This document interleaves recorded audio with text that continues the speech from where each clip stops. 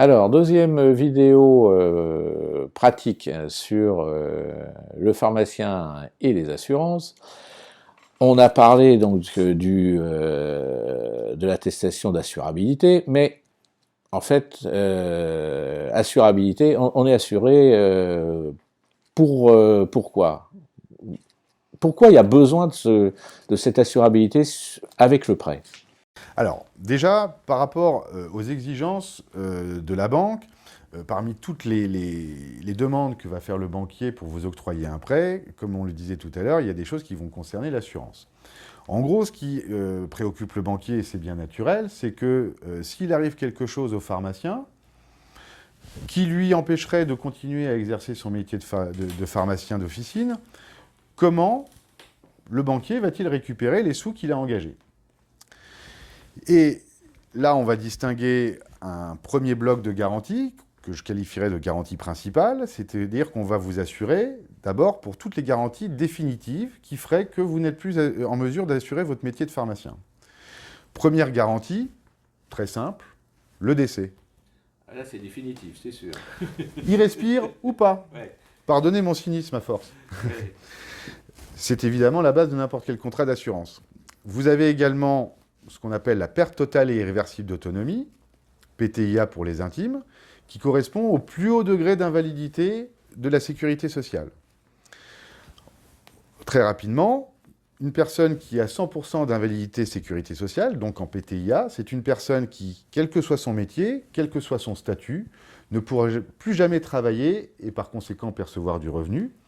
En plus de cela, elle aura besoin de l'assistance d'une tierce personne dans les gestes de la vie quotidienne. Si vous avez vu le film Intouchable, dans le film, François Cluzet, typiquement, est en PTIA, c'est-à-dire que, bien évidemment, il ne peut pas travailler et percevoir de revenus, mais en plus, il a besoin de l'assistance en permanence d'une tierce personne dans les gestes de la vie quotidienne.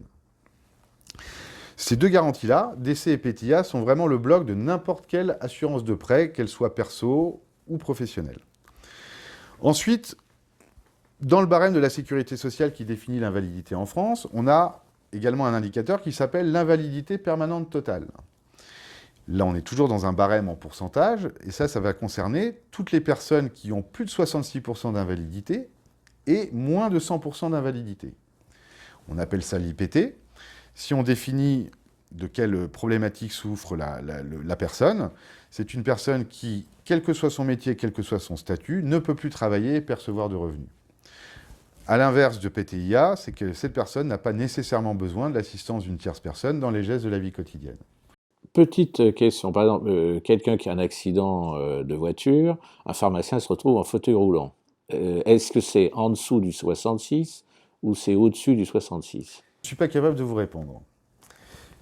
En effet, le pharmacien travailleur non salarié, c'est pas comme un assistant qui est salarié, qui dépend du barème de la sécurité sociale exclusivement.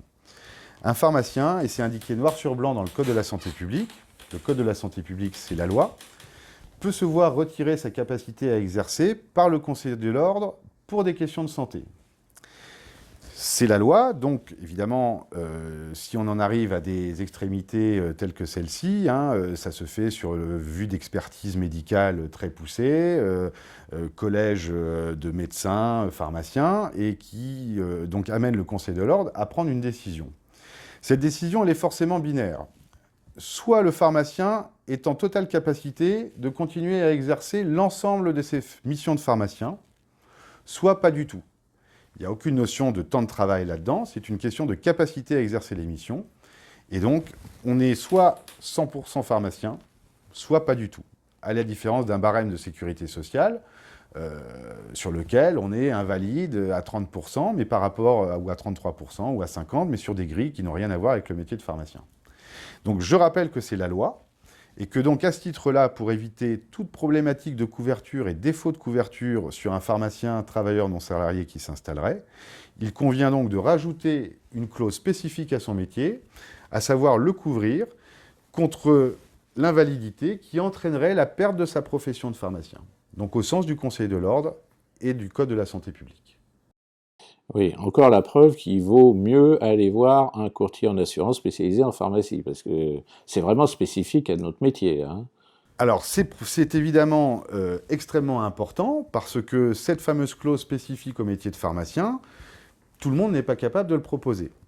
Un pharmacien qui s'installerait et qui donc assurait ses prêts sans cette clause-là se retrouve en potentiellement risque important de couverture, avec des défauts qui pourraient le conduire à ce qu'il soit dans l'incapacité de continuer à exercer, et pour autant, l'assureur ne rembourserait pas le capital restant dû à la banque. Ok, alors on va faire une nouvelle vidéo parce que là, vous venez de me donner une idée d'interrogation sur justement le versement de la prime d'assurance à la banque. À tout de suite.